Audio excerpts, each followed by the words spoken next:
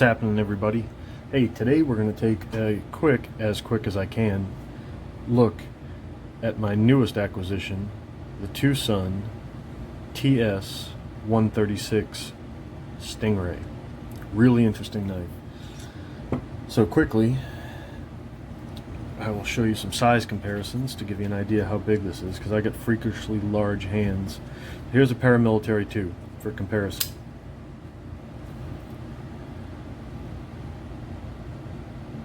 Overall length, not crazy far apart, still smaller than the PM2. The thing that you're going to notice is two parts.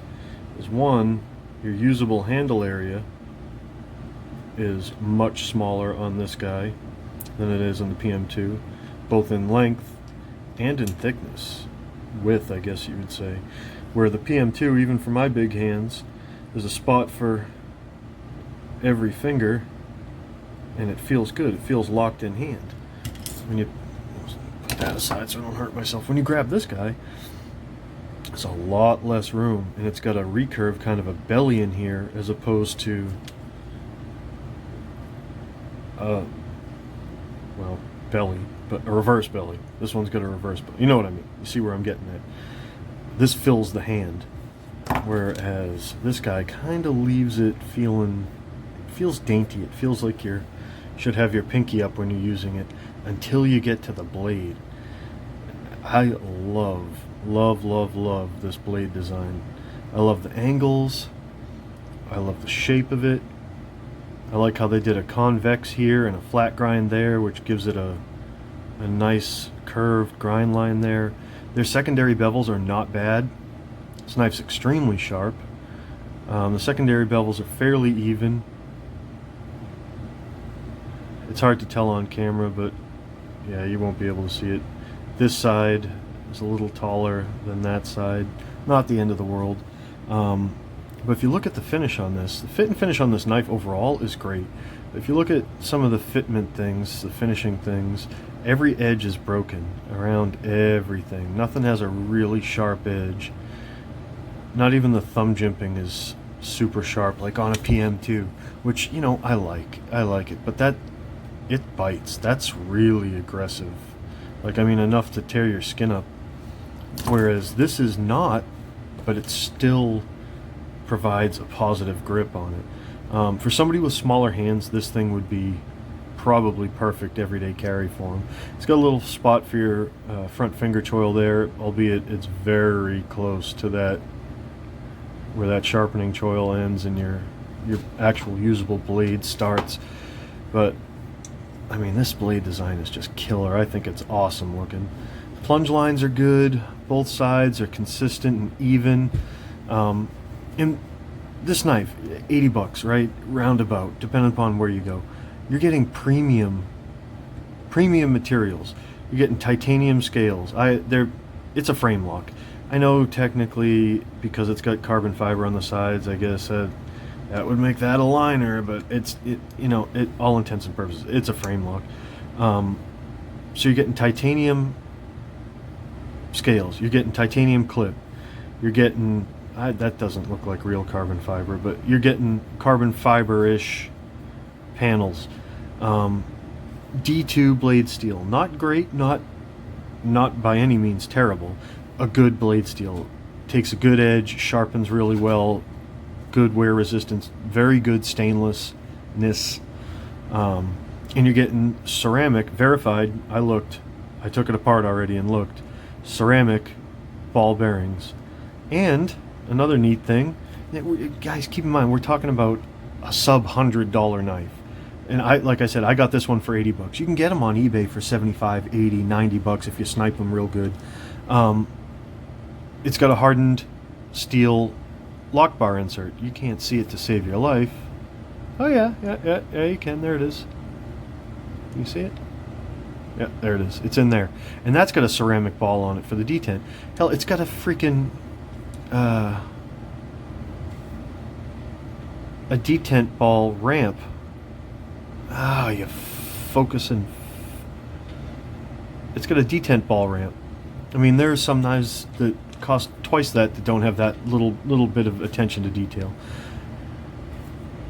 But like I said, my only gripes would be three things. Would probably be the three main things are the handle size, which kind of can make it difficult to open.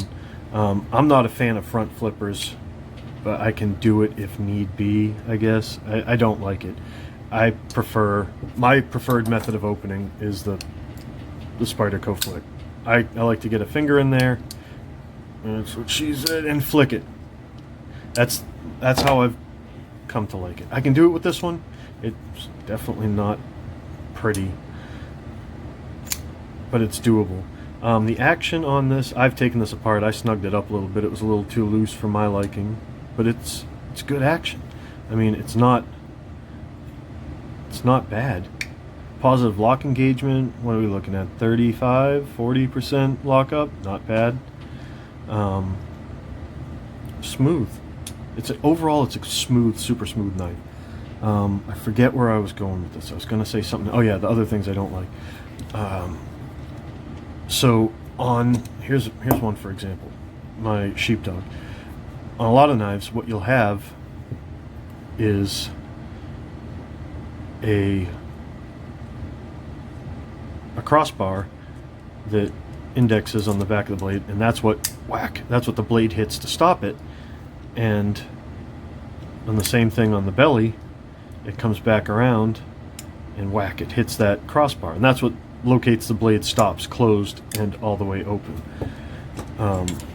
What this one has is a crossbar built into the blade itself, and it indexes in these machined channels that run on the inside of the scales, and so they're just horseshoe shaped channels that, you know, has a positive stop on one side, positive stop on the other. So when it's closed, it hits the front of them. When it's open, it hits the back of them and stops back there. What I wish they kind of did was it leaves this whole area here open to collect pocket lint and crap. They could have continued this step here all the way across and covered this whole area up. You know, followed that radius and covered it up. That's one thing they could have done. Another thing, I wish they had a damn flipper tab as opposed to a rear flipper tab as opposed to the front flipper thing. Not my jam, but that's personal preference. The other thing, somebody I know somebody at some point they're going to bitch about how close this blade edge is when the blade is closed. I mean, I can feel it. I mean, it's there. I'd have to jam my thumb or finger down in there to actually get it to hurt me, but it's there. I'm touching it. You can feel it. So that's something. This clip, I think this will be my biggest gripe. This pocket clip is like made of unobtainium titanium. It is sturdy, and that sucker's got like no feed ramp to it. So when you go to put that in your pocket, it's just going to dead end into it. I successfully stripped the head out of my T6 here, and that's what it is on the underside of here. It's a T6 that holds this in. So I got to get another T6, not this Harbor Freight crap. And I'll probably pull this off and bevel the crap out of this, probably go back something like that, so that not only it drops this down and relieves some of this super strong tension, but gives it a better feed-in ramp, because it's already got a good ramp on the back, but getting it into the pockets where it's going to be the issue. So overall, cool knife, awfully small, a lot smaller than I thought it was going to be when I ordered it.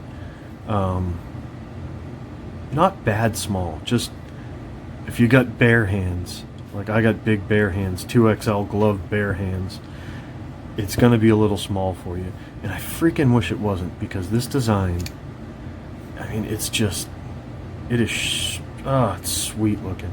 It is super sweet. For under $100, titanium ceramic bearings, D2. It's hard to beat. It's hard to beat something like this. And this company is not only doing D2, they do some lesser stuff, that 12C27, yeah, that stuff's crap. but they got S90V, they got M390, and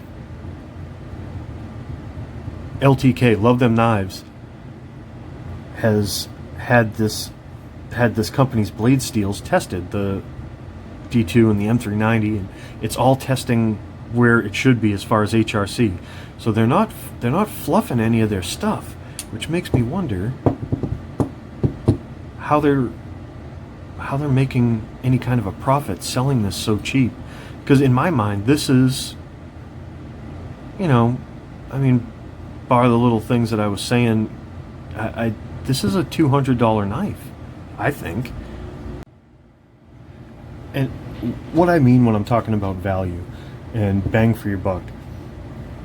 All right, let's do a quick direct comparison. We got the Kaiser Sheepdog in titanium, $150, $60 knife, $80-ish knife, effectively double the price, right? What are you getting for double the price? You're getting S35 versus D2.